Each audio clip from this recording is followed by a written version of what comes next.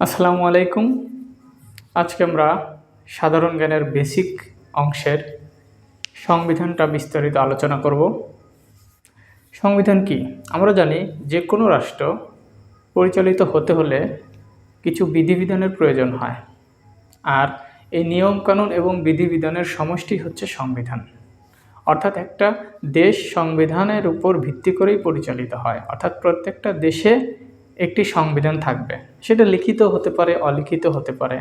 অর্থাৎ সংবিধান হচ্ছে একটি দলিল যার উপর ভিত্তি করে একটি দেশ পরিচালিত হবে, এবং সংবিধানের মধ্যে একটা দেশের নাগরিক এবং দেশের সরকার থেকে শুরু করে প্রত্যেকটা বিষয় নিয়ে বিস্তারিত থাকবে। অর্থাৎ কিভাবে দেশ পরিচালিত হবে, নাগরিকের মৌলিক অধিকারের কথা থাকবে, নাগরিকের সাধারণ অধিকার থাকবে। অর্থাৎ একটা সংবিধান একটা রাষ্ট্র পরিচালনার জন্য যা প্রয়োজন সব কিছুই একটা সংবিধানে আছে। তো আমরা জানি বাংলাদেশ স্বাধীন হয় 1971 সালের 16ই ডিসেম্বর। তো এখন 1971 সালের 16ই ডিসেম্বর স্বাধীন হওয়ার আগে তাহলে বাংলাদেশ নামক যে রাষ্ট্র ছিল, অর্থাৎ মুজিবনগর সরকারের পর থেকে বাংলাদেশ যে পরিচালিত হলো, তাহলে কিসের উপর ভিত্তি করে বাংলাদেশ পরিচালিত হলো? হ্যাঁ, তখন যার উপর ভিত্তি করে রাষ্ট্র পরিচালিত হতো তখন তাকে বলা হয় অন্তর্বর্তীকালীন সংবিধান। অর্থাৎ আমাদের 1972 সালের 16ই ডিসেম্বরে আমাদের বর্তমান সংবিধান প্রণয়ন হওয়ার আগ পর্যন্ত দেশ কিন্তু পরিচালিত হয়েছে ওই সংবিধানের আলোকে। তো এটাকে বলা হয় অন্তর্বর্তীকালীন সংবিধান। এখন যেরকম আমাদের দেশে সরকার নেই, কিন্তু সরকার আসার আগ পর্যন্ত যে সরকার আছে তাকে বলে অন্তর্বর্তীকালীন সরকার। ঠিক একই অবস্থায় যখন আমাদের দেশে মূল আজকের এই সংবিধান ছিল না, তখন আমাদের দেশ যে আইনের উপর ভিত্তি করে পরিচালিত হতো তাকে বলা হয় অন্তর্বর্তীকালীন সংবিধান। তো আমরা আজকে সংবিধান পার্টের প্রথম অংশে অন্তর্বর্তীকালীন সংবিধান নিয়ে আলোচনা করব। তাহলে অন্তর্বর্তীকালীন সংবিধানটা কি? অর্থাৎ মূল সংবিধান প্রণয়ন হওয়ার আগে একটা দেশ পরিচালিত হয় যে সংবিধানের উপর ভিত্তি করে, তাকে বলা হয় অন্তর্বর্তীকালীন সংবিধান। এখন অন্তর্বর্তীকালীন সংবিধান বাংলাদেশে কয়টা আছে? বাংলাদেশে অন্তর্বর্তীকালীন সংবিধান আছে 2টা। অর্থাৎ আমরা জানি যে প্রথম অন্তর্বর্তীকালীন সংবিধান হচ্ছে স্বাধীনতার ঘোষণা।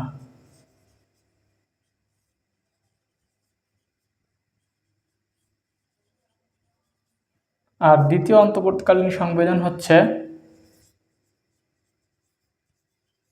অস্থায়ী সংবিধান আদেশ। এটা 10 এপ্রিল 1971, আর এটা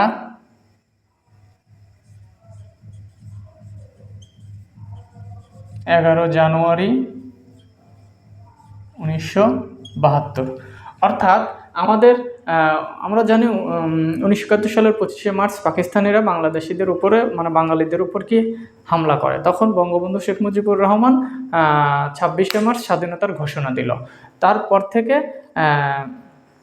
বলা হলো যে বাংলাদেশ স্বাধীন, এখন বাংলাদেশের উপর শত্রুরা আক্রমণ করেছে এবং আমাদের এই শত্রুদেরকে মোকাবেলা করতে হবে। অর্থাৎ 26শে মার্চ এই জন্যই কিন্তু আমাদের স্বাধীনতা দিবস। তো এখন কথা হচ্ছে, এই যে স্বাধীনতার ঘোষণা, বঙ্গবন্ধুর সেই স্বাধীনতার ঘোষণাটা যখন মুজিবনগর সরকার প্রতিষ্ঠা হলো, তখন সেই মুজিবনগর সরকার 10 এপ্রিল 1971 সালে একটা ঘোষণা দিল যে বঙ্গবন্ধু 1971 সালের 26শে মার্চ স্বাধীনতার ঘোষণা দিয়েছে, তো বাংলাদেশ এখন স্বাধীন। বাংলাদেশ এই স্বাধীন দেশ পরিচালনা করার জন্য একটা সরকার গঠন করা হয়েছে যার নাম মুজিবনগর সরকার, এবং এই সরকার এখন দেশ পরিচালনা করবে, অর্থাৎ মুক্তিযুদ্ধ পরিচালনা করবে। এখন এই সরকার কিভাবে দেশ পরিচালনা করবে, কার উপর ভিত্তি করে, সেটাই হচ্ছে আমাদের সেই স্বাধীনতার ঘোষণা। এই স্বাধীনতার ঘোষণাটা 17 এপ্রিল অধ্যাপক ইউসুফ আলী আনুষ্ঠানিকভাবে 1971 সালে মেহেরপুর বৈদ্যনাথ তলা অর্থাৎ মুজিবনগরে অস্থায়ীভাবে যে সরকার গঠন করা হয়, সেই সরকার 17 এপ্রিল শপথ গ্রহণ করে এবং এই স্বাধীনতার ঘোষণাটা আনুষ্ঠানিকভাবে ঘোষণা করে। অর্থাৎ এটাই ছিল আমাদের স্বাধীনতার ঘোষণাপত্র, এবং এই স্বাধীনতার ঘোষণাপত্র ছিল বাংলাদেশের প্রথম অন্তর্বর্তীকালীন সংবিধান। আচ্ছা, তারপরে যখন বাংলাদেশ স্বাধীন হয়ে গেল, 10 এপ্রিল বঙ্গবন্ধু যখন দেশে চলে আসলো, অর্থাৎ স্বদেশ প্রত্যাবর্তন করলো, ঠিক 10 জানুয়ারি 19 বাহাত্তর সালের 10 জানুয়ারি বঙ্গবন্ধু স্বদেশ প্রত্যাবর্তন করলেন। ঠিক তার পরের দিন 11 জানুয়ারি এসে উনি অস্থায়ী সংবিধান আদেশ দিলেন। অর্থাৎ এটা একটা বঙ্গবন্ধু যেহেতু মুজিবনগর সরকারের রাষ্ট্রপতি, তো আমরা জানি রাষ্ট্রপতি যে অর্ডার করে তাকে বলা হয় প্রেসিডেন্ট অর্ডার, এবং সেটা অনেক সময় আইনে পরিণত হয়, সেটার মাধ্যমেও কিন্তু দেশ পরিচালিত হতে পারে। তো বঙ্গবন্ধুর সেই আদেশ ছিল অস্থায়ী সংবিধান আদেশ। অর্থাৎ তিনি দেশে আসার পরে চিন্তা করলেন যে বাংলাদেশ যেহেতু স্বাধীন হলো, তখন বাংলাদেশ সুন্দরভাবে সুষ্ঠুভাবে পরিচালিত করতে হলে এখন আমাদের একটা সংবিধান দরকার। তো সেই সংবিধান প্রণয়নের জন্য তিনি একটা আদেশ দিলেন, সেটা হচ্ছে অস্থায়ী সংবিধান আদেশ। সেটা হচ্ছে 11 জানুয়ারি 1972। অর্থাৎ এই আদেশের আগ পর্যন্ত বাংলাদেশ পরিচালিত হয়েছে তাহলে কোন সংবিধানের আলোকে? সেটা হচ্ছে স্বাধীনতার ঘোষণাপত্র, যেটা এই সংবিধানের আলোকে বাংলাদেশ পরিচালিত হয়েছে। অর্থাৎ 11 জানুয়ারির আগ পর্যন্ত বাংলাদেশের এই সংবিধানটা কিন্তু বিলুপ্ত হয়ে যায়, এর আর কোনো ভ্যালু থাকে না। অর্থাৎ এই একই দিনে বঙ্গবন্ধু শেখ মুজিবুর রহমান, দেশ তখন ছিল রাষ্ট্রপতি শাসিত সরকার, তখন তিনি মন্ত্রী পরিষদ শাসিত সরকার ঘোষণা করলেন এবং তিনি হয়ে গেলেন সরকারের প্রধানমন্ত্রী এবং বিচারপতি আবু সাঈদ চৌধুরীকে বানালেন রাষ্ট্রপতি। সেই আবু সাঈদ চৌধুরী আবার যখন প্রেসিডেন্ট হলেন, প্রেসিডেন্ট হওয়ার পরে তিনি হচ্ছে 23 মার্চ 1972 সালে একটা গণপরিষদ আদেশ জারি করলেন। তাহলে গণপরিষদ কি? গণপরিষদ হচ্ছে একটা আইন পরিষদ। এখন বর্তমান যে আমাদের জাতীয় সংসদ, ঠিক ওই সময় তো জাতীয় সংসদ ছিল না, তখন ছিল আমাদের গণপরিষদ। সেই গণপরিষদ আদেশ জারি করলেন এবং গণপরিষদ গঠন করলেন। সেই গণপরিষদের কাজ হচ্ছে সংবিধান প্রণয়ন করা। গণপরিষদের একমাত্র কাজ সেটা হচ্ছে সংবিধান প্রণয়ন করা। এখনকার যে আইনসভা বিভিন্ন আইন প্রণয়ন করে, কিন্তু গণপরিষদের কিন্তু সেরকম কোনো পাওয়ার দেওয়া হয় নাই। গণপরিষদকে একমাত্র পাওয়ার দেওয়া হয়েছে যে তোমার কাজই হচ্ছে একটা সংবিধান প্রণয়ন করবা। ঠিক তারপরে 10 এপ্রিল এই গণপরিষদ প্রথম বৈঠক করে। এই বৈঠকে আমরা দেখি তখন গণপরিষদের স্পিকার শাহ আব্দুল হামিদ এবং ডেপুটি স্পিকার মোহাম্মদ উল্লাহ এরা নির্বাচিত হয় এবং প্রথম অধিবেশনে 34 সদস্য বিশিষ্ট একটি অস্থায়ী অর্থাৎ খসড়া সংবিধান প্রণয়ন কমিটি গঠন করে। তাহলে সেটা ছিল 34 সদস্য বিশিষ্ট। এই 34 সদস্যর প্রধান ছিলেন ডক্টর কামাল, একজন নারী ছিলেন রাজিয়া বানু। আচ্ছা, এই রাজিয়া বানু হচ্ছে একজন নারী, একজন বিরোধী দলে ছিলেন, সেটা হচ্ছে সুরঞ্জিত সেনগুপ্ত। আচ্ছা, সুরঞ্জিত সেনগুপ্ত। অর্থাৎ এই হচ্ছে 34 জন। এই 34 জনের কাজ হচ্ছে সংবিধান প্রণয়ন করবে। এই আদেশ কে দিল? গণপরিষদ। এখন আমরা দেখব, আচ্ছা তার মানে এই যে আমরা যেটা দেখলাম এটা হচ্ছে বাংলাদেশের দুইটা সংবিধান, এটা কিন্তু অবশ্যই অস্থায়ী বা অন্তর্বর্তীকালীন সংবিধান।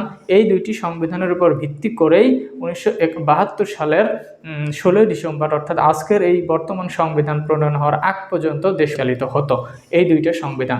তাহলে প্রশ্ন, বাংলাদেশের মোট সংবিধান কয়টি? তাহলে কিন্তু 3টি। একটা হচ্ছে প্রথম আমাদের এই অন্তর্বর্তীকালীন সংবিধান, পরবর্তীতে আরেকটা অস্থায়ী সংবিধান আদেশ, এটাও অন্তর্বর্তীকালীন সংবিধান, আর বর্তমান আমাদের 72 সংবিধান। তো এখন আমরা আলোচনা করব যে গণপরিষদটা আসলে কি।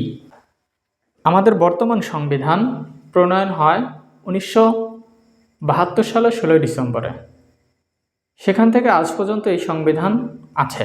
কিন্তু এই সংবিধানের আগে অর্থাৎ 1971 সাল থেকে 1972 সালের 16 ডিসেম্বর পর্যন্ত বাংলাদেশ পরিচালিত হতো যার উপর ভিত্তি করে, সেটা হচ্ছে অন্তর্বর্তীকালীন সংবিধান। তো বাংলাদেশে অন্তর্বর্তীকালীন সংবিধান দুইটি, একটা হচ্ছে স্বাধীনতার ঘোষণাপত্র আর একটা হচ্ছে 1972 সালের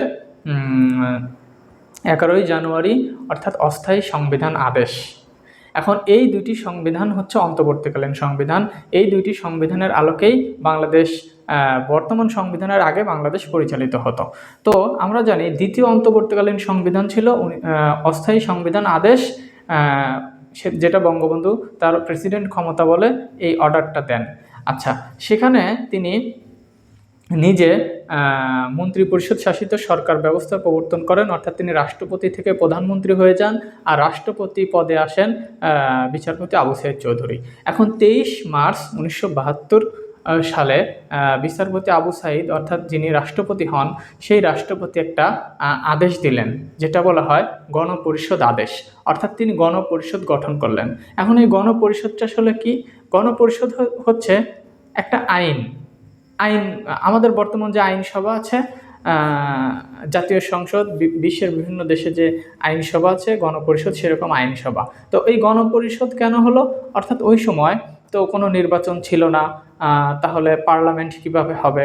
তখন তারা চিন্তা করলো যে 1970 সালে যে একটা নির্বাচন হয় পূর্ব পাকিস্তান এবং পশ্চিম পাকিস্তান মিলে, তখন সেই নির্বাচনে আমরা জানি যে জাতীয় পরিষদে 169টি আসন পাওয়া হয়, আর প্রাদেশিক পরিষদে 300টা আসন। এই যে নির্বাচিত, এরা সবাই নির্বাচিত ব্যক্তি। এই নির্বাচিত সদস্যরা টোটাল হচ্ছে 469 জন। এই 469 জনকে নিয়ে গণপরিষদ গঠন করার কথা, কিন্তু 66 জনকে বাদ দেওয়া হয়। এই 66 জন কারা? এখানে যেরকম 12 জন প্রায় মারা যায়, তারপরে হচ্ছে 2 জন পাকিস্তানে রাষ্ট্রের প্রতি তারা আনুগত্য প্রকাশ করেন। সেই 2 জন হচ্ছে একজন নুরুল আমিন, যিনি হচ্ছে ভাষা আন্দোলনের সময় আমাদের এই অঞ্চলের মুখ্যমন্ত্রী ছিলেন। আরেকজন হচ্ছেন রাজা ত্রিদীপ রায়। যাই হোক, এই 2 জন যায়। তারপরে হচ্ছে একজন সরকারি চাকরিতে যোগদান করে, আর 5 জন হচ্ছে দালাল আইনে তাদেরকে বহিষ্কার করা হয়। আর হচ্ছে 46 জন যারা আওয়ামী লীগের বিভিন্ন দুর্নীতির কারণে বাদ দেওয়া হয়। এই টোটাল 66 জনকে বাদ দিয়ে গণপরিষদের সদস্য হয় 403 জন। এই 403 জন নিয়ে গণপরিষদ গঠন করা হয়। এখন এই গণপরিষদ যেহেতু একটা আইন প্রণয়ন প্রতিষ্ঠান, কিন্তু এই আইন কোনো প্রণয়নের ক্ষমতা দেওয়া হয় নাই। গণপরিষদের একমাত্র কাজ ছিল একটা সংবিধান প্রণয়ন করা। তখন এই গণপরিষদ 10 এপ্রিল 1972 সালে 34 সদস্য বিশিষ্ট একটি খসড়া সংবিধান প্রণয়ন কমিটি গঠন করলো। তাহলে খসড়া সংবিধান প্রণয়ন কমিটি গঠন করা হয় 10 এপ্রিল 72 সালে। আচ্ছা, কত সদস্য বিশিষ্ট? 34 সদস্য। এই 34 সদস্য জনের মধ্যে প্রধান ছিলেন ডক্টর কামাল, একজন ছিলেন বিরোধী দল, উনি হচ্ছে সুরঞ্জিত সেনগুপ্ত, আর একজন ছিলেন মহিলা রাজিয়া বানু। এই রাজিয়া বানু পরীক্ষাতে প্রচুর আসছে, ইনি ছিলেন মহিলা। এই রাজিয়া বানু কিন্তু আমাদের শেরে বাংলাকে ফজলুল হকের নাতনি ছিলেন। পরবর্তীতে উনি ঢাকা বিশ্ববিদ্যালয়ের রাষ্ট্রবিজ্ঞান বিভাগের অধ্যাপিকাও হন। আচ্ছা, যাই হোক, তাহলে এই 34 সদস্য বিশিষ্ট কমিটির কাজ হচ্ছে খসড়া সংবিধান প্রণয়ন করা। তারা খসড়া সংবিধান প্রণয়ন করলো এবং আমাদের বাংলাদেশ স্বাধীন হওয়ার যে 1 বছর পূর্তি হয় 16 ডিসেম্বর 1972 সালে, সেই 16 ডিসেম্বর 72 সাল থেকে আমাদের সংবিধান কার্যকর হয়। আমাদের গণপরিষদের কাজ ছিল, গণপরিষদের প্রধান কাজই কিন্তু ছিল একটা সংবিধান প্রণয়ন করা। আমি আবারও বলছি, গণপরিষদকে কিন্তু এই একটি কাজ ছাড়া অন্য কোনো কাজের কিন্তু দায়িত্ব দেওয়া হয় নাই।